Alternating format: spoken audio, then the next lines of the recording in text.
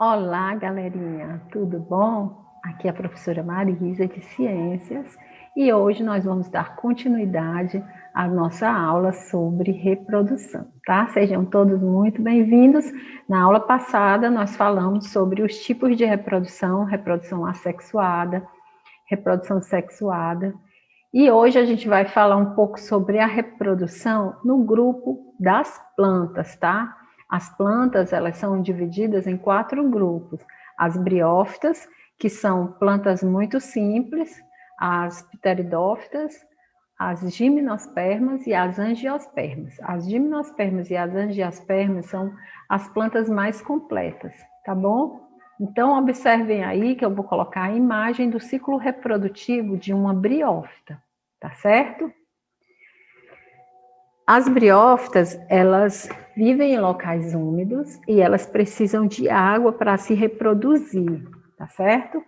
Então, elas precisam de água porque o gameta masculino delas possui um flagelo, que é uma estruturazinha de locomoção, então ele precisa tipo nadar até chegar ao gameta feminino, certinho? Agora, assim acontece da mesma forma nas pteridófitas. Exemplo de briófitas são os musgos, aquelas plantinhas que vivem grudadas na parede que parece um lodo. As pteridófitas, exemplo, são as samambaias. Tem aí a imagem de uma samambaia para vocês. Já nas angiospermas, que são as plantas mais completas, a gente vai ter a flor como a estrutura de reprodução dessa planta. As flores são formadas por folhas modificadas e são as estruturas responsáveis pela reprodução sexuada nessas plantas.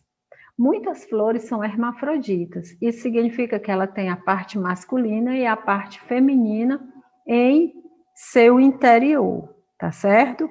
Uma das formas de que acontecem essa reprodução é quando ocorre a transferência do gameta masculino até a outra planta, que é um processo chamado de polinização. Observem aí a imagem do beija-flor. O beija-flor é um polinizador, assim como as abelhas, alguns insetos, o vento também, os morcegos e os polinizadores, eles transportam o pólen, que vai se transformar no gameta masculino de uma planta para outra. Agora eu quero que vocês observem a ilustração, como é a estrutura de uma flor, tá? Então, a flor, ela tem a parte feminina, que são os elementos reprodutores femininos, que é a abertura superior para a entrada do grão de pólen. Aí tem um canalzinho, lá dentro tem o ovário, onde é produzido o gameta feminino, e lá é onde vai acontecer a fecundação, tá? A fecundação é o encontro do gameta feminino com o masculino. Na parte masculina da flor, a gente vai ter a antera, onde se formam os grãos de pólen que contém os gametas masculinos, e o filete, que é um tubinho, né, que sustenta a antera. As pétalas, elas são folhas modificadas para proteção da flor e também para atrair os polinizadores. Temos também as sépalas, que também são estruturas de proteção, tá? E o conjunto das estruturas femininas é chamado de carpelo e o conjunto das estruturas masculinas é chamado de estames, certo? Quando ocorre a fecundação, ao redor do embrião se desenvolve um tecido nutritivo protegido por um envoltório, onde é formada a semente. A semente, ela é o ovário da planta, o óvulo da planta, tá? Que foi fecundado.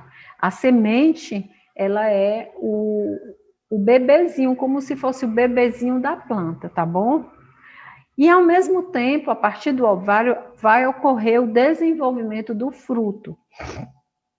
O fruto, então, ele é uma estrutura exclusiva das plantas angiospermas e são resultado do desenvolvimento do ovário da flor após a ocorrência da fecundação pelo encontro dos gametas masculino e feminino. A proteção dada pelo fruto para as sementes faz com que elas sofram menos impactos de agentes externos, como a temperatura e a umidade.